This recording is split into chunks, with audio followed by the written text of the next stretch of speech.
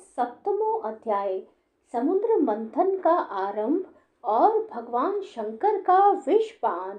श्री शुकदेव जी कहते हैं, परीक्षित, देवता और असुरों ने नागराज वासुकी को यह वचन देकर कि समुद्र मंथन से प्राप्त होने वाले अमृत में तुम्हारा भी हिस्सा रहेगा, उन्हें भी सम्मिलित कर लिया। इसके बाद उन लोगों ने वासुकी नाग को नेति के समान मंत्राचल में लपेटकर भली भांति उद्धत हो बड़े उत्साह और आनंद से अमृत के लिए समुद्र मंथन प्रारंभ किया। उस समय पहले पहल अजित भगवान वासुकी के मुख की ओर लग गए, इसलिए देवता भी उधर ही आ जुटे। परंतु भगवान की यह चेष्टा दैत्य सेनापतियों को पसंद न आई। उन्होंने कहा कि पूंछ तो सांप का अशुभ अंग है, हम उसे नहीं पकड़ेंगे। हमने वेद शास्त्रों का विधि पूर्वक अध्ययन किया है, ऊंचे वंश में हमारा जन्म हुआ है और वीरता के बड़े बड़े काम हमने किए हैं, हम देवताओं से किस बात में कम है। यह कहकर वे लोग चुपचाप एक और खड़े हो गए। उनकी यह मनोवृत्ति देखकर भगवान ने मुस्कुराकर वासुकी का मुंह छोड़ दिया और देवताओं के साथ उन्होंने पूंछ पकड़ ली। इस प्रकार अपना अपना स्थान निश्चित करके देवता और असुर अमृत प्राप्ति के लिए पूरी तैयारी से समुद्र मंथन करने लगे। परीक्षित, जब समुद्र मंथन होने लगा तब बड़े बड़े बलवान देवता और असुरों के पकड़े रहने पर भी अपने भार की अधिकता और नीचे कोई आधार न होने के कारण मंदराचल समुद्र में डूबने लगा। इस प्रकार अत्यंत बलवान देव के द्वारा अपना सब किया कराया मिट्टी में मिलते देख उनका मन टूट गया, सबके मुंह पर उदासी छा गई। उस समय भगवान ने देखा कि यह तो विघ्नराज की करतूत है, इसलिए उन्होंने उसके निवारण का उपाय सोचकर अत्यंत विशाल एवं विचित्र कच्छप का रूप धारण किया और समुद्र के जल में प्रवेश करके मंदराचल को ऊपर उठा दिया। भगवान की शक्ति अनंत है, वे सत्य संकल्प है, उनके लिए कौन सी बड़ी बात थी। देवता और असुरों ने देखा कि मंदराचल तो ऊपर उठाया है, तब वे फिर से समुद्र मंथन के लिए उठ खड़े हुए। उस समय भगवान ने जम्बू द्वीप के समान 1,00,000 योजन फैली हुई अपनी पीठ पर मंदराचल को धारण कर रखा था। परीक्षित, जब बड़े बड़े देवता और असुरों ने अपने बाहुबल से मंदराचल को प्रेरित किया, तब वह भगवान की पीठ पर घूमने लगा। अनंत शक्तिशाली आदि कच्छप भगवान को उस पर्वत का चक्कर लगाना ऐसा जान पड़ता था मानो कोई उनकी पीठ खुजला रहा हो। साथ ही समुद्र मंथन संपन्न करने के लिए भगवान ने असुरों में उनकी शक्ति और बल को बढ़ाते हुए असुर रूप में से प्रवेश किया। वैसे उन्होंने देवताओं को उत्साहित करते हुए उनमें देव रूप से प्रवेश किया और वासुकी नाग में निद्रा के रूप से।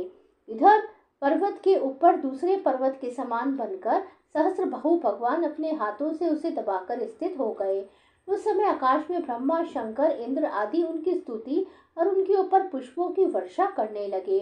इस प्रकार भगवान ने पर्वत के ऊपर उसको दबा रखने वाले के रूप में, नीचे उसके आधार कच्छप के रूप में, देवता और असुरों के शरीर में उनकी शक्ति के रूप में, पर्वत में दृढ़ता के रूप में और नेति बने हुए वासुकी नाग में निद्रा के रूप में, जिसे उसे कस न हो, प्रवेश करके सब ओर से सबको शक्ति संपन्न कर दिया। अब वे अपने बल के मद से उन्मत्त होकर मंदराचल के द्वारा बड़े वेग से समुद्र मंथन करने लगे। उस समय समुद्र और उसमें रहने वाले मगर, मछली आदि जीव शुद्ध हो गए। नागराज वासुकी के हजारों कठोर नेत्र, मुख और श्वासों से विष की आग निकलने लगी। उनके धुएं से पोलौम, कालेय, बलि, इलवल आदि असुर निस्तेज हो गए। उस समय वे ऐसे जान पड़ते थे मानो दावानल से झुलसे हुए साखू के पेड़ खड़े हों। देवता भी उससे न बच सके। वासुकी के श्वासों की लपटों से उनका भी तेज फीका पड़ गया। वस्त्रमाला, कवच एवं मुख धूमिल हो गए। उनकी यह दशा देखकर भगवान की प्रेरणा से बादल देवताओं के ऊपर वर्षा करने लगे एवं वायु समुद्र की तरंगों का स्पर्श करके शीतलता और सुगंधि का संचार करने लगी। इस प्रकार देवता और असुरों के समुद्र मंथन करने पर जब अमृत ना निकला, तब स्वयं अजित भगवान समुद्र मंथन करने लगे। मेघ के समान सामने शरीर पर सुनहला पीताम्बर, कानों में बिजली के समान चमकते हुए कुंडल, सिर पर लहराते हुए घुंघराले बाल, नेत्रों में लाल लाल रेखाएं और गले में वरमाला सुशोभित हो रही थी।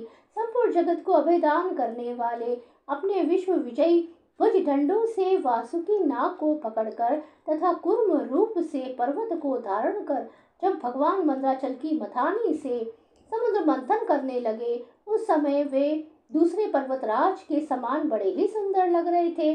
जब अजित भगवान ने इस प्रकार समुद्र मंथन किया, तब समुद्र में बड़ी खलबली मच गई। मछली, मगर, सांप और कछुए भयभीत होकर ऊपर आ गए और इधर उधर भागने लगे। तिमी, तिमिंगिल आदि मत्स्य, समुद्री हाथी और ग्राही व्याकुल हो गए। उसी समय पहले पहल हलाहल नाम का अत्यंत उग्र विष निकला।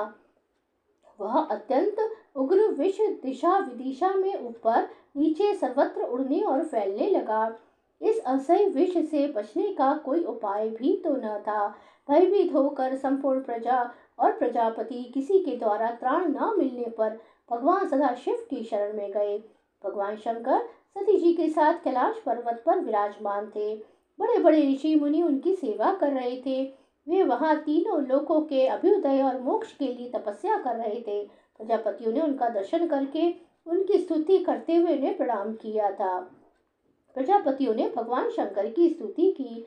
देवताओं के आराध्य देव महादेव, आप समस्त प्राणियों की आत्मा और उनके जीवन दाता हैं। हम लोग आपकी शरण में आए हैं। त्रिलोकी को भस्म करने वाले इस उग्र विष से आप हमारी रक्षा कीजिए।